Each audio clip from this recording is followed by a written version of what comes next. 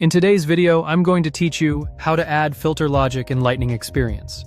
By the end, you'll know exactly how to combine multiple report filters with ANDs, ORs, and parentheses so your results show precisely what you need.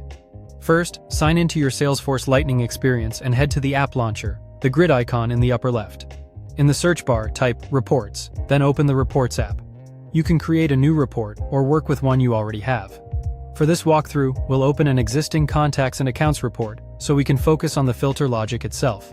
With the report open, click Edit to enter the report builder. This takes you to the canvas where you can adjust fields, groupings, and filters.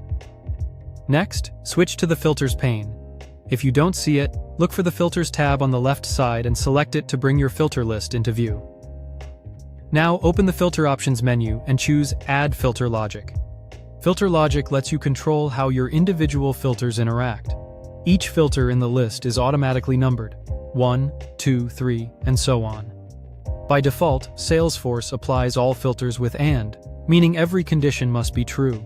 With filter logic, you can mix and or and use parentheses to define the order in which conditions are evaluated. For example, if you have 3 filters, a common pattern is 1 and, 2 or 3. This means results must meet filter 1, and in addition, meet either filter 2 or filter 3. Use uppercase and OR. Add spaces between numbers and operators, and place parentheses where you want to group conditions. The numbers must match the filter numbers shown in your list. Enter the filter logic that reflects your reporting need, then click Apply. The preview updates to reflect your logic so you can confirm the results look right before saving.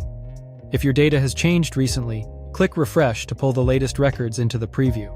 When everything looks good, click Save to commit your changes to the report.